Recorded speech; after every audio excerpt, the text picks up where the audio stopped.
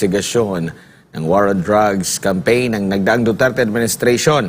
Ayon po kay Senador Bongo, walang basehan at walang katotohanan ng mga lumalabas sa pagdinig ng Quad Committee ng Kamara.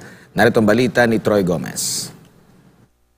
Lahat ng SONA 2016 up to 2021, 6 na SONA.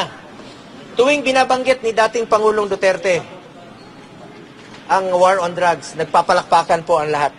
Standing ovation po ang Kongreso at ang Senado.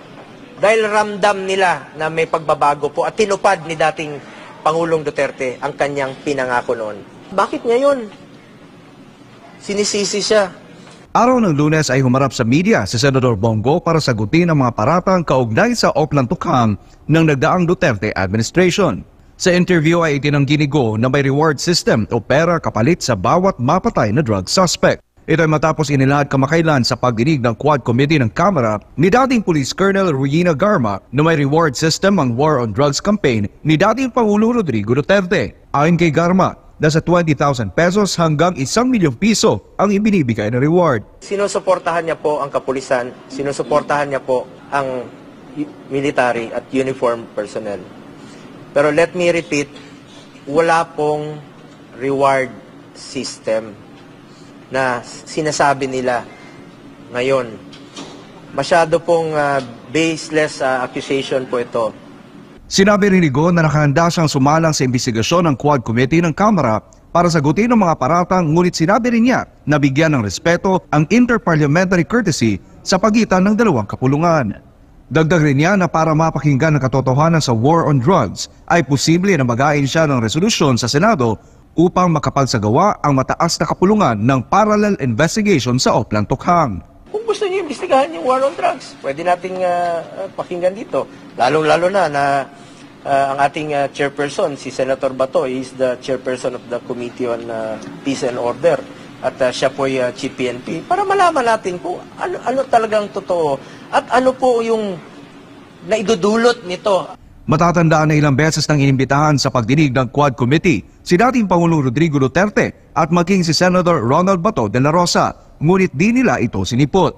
Pero bago nito ay una na rin sinabi ni Vice President Sara Duterte na ang Quad Committee ng Kamara ay binuo para siraan ang mga Duterte at ang mga kilalang mga supporters at kaalyado nito.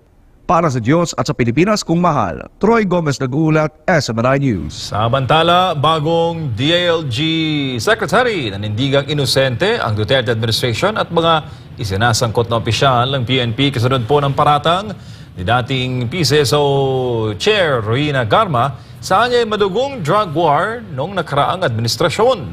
Si Paul Montemo naman sa detalye. Sa 5 araw na pag-upo niya bilang bagong DILG Chief, kaliwat kanang isyu ang agad na hinarap ni Interior Secretary John Vic Remulla. Isa na rito ang mainit na usapin tungkol sa aligasyong extrajudicial killing habang isinasagawa ang drug war campaign sa ilalim ng Duterte administration.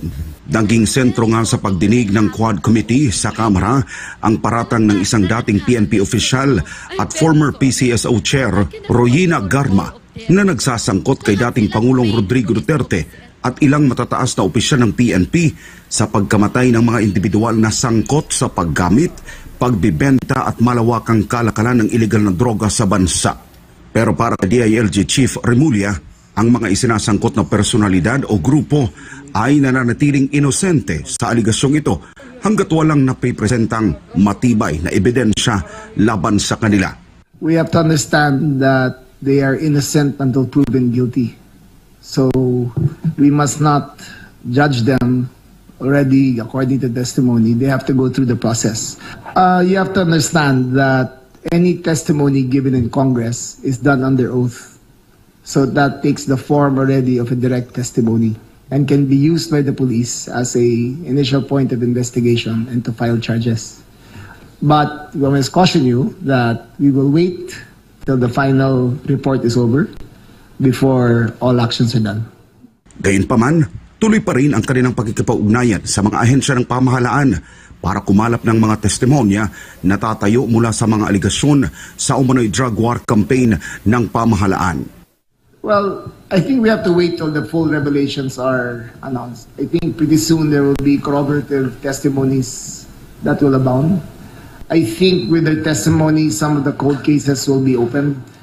But again, let us wait till the final hearings and final recommendations of Quadcom are done, and then subsequent actions will be taken. But take it to light, several cold cases are now being reopened. But for advance of what she said, that's a developing matter which we have to wait till the full testimonies are given. Samantala, sang-ayon naman ang PNP sa pahayag ng DILG na pag-aralan muna ang kanilang magiging hakbang laban sa mga isinasangkot sa testimonya ni Garma. Depende sa ilalas na rekomendasyon ng Kongreso hinggil sa umunoy EJK issue sa nakaraang administrasyon. Habang bukas din ang PNP para sa mga dating pinuno at opisyal nito para magpaliwanag sa partisipasyon nila sa war on drugs ng pamahalaan. We, on our part, we have, sir, we already have, meron na po kaming committee na to really investigate po dun sa all the allegations being made by Colonel Garma regarding po dun sa EJK and other matters, no? So, we're just waiting po. So, tuloy-tuloy po yung investigation natin. And we have to present it dun sa natin, kung sabi nga ng ating SILG, we have to wait for the full ng Quad Committee doon sa kanilang investigation. But what we're doing right now is to really get more the information. So by the time na kailangan ng Quadcom yung talagang resulta ng pulis natin, we can easily give it to them po.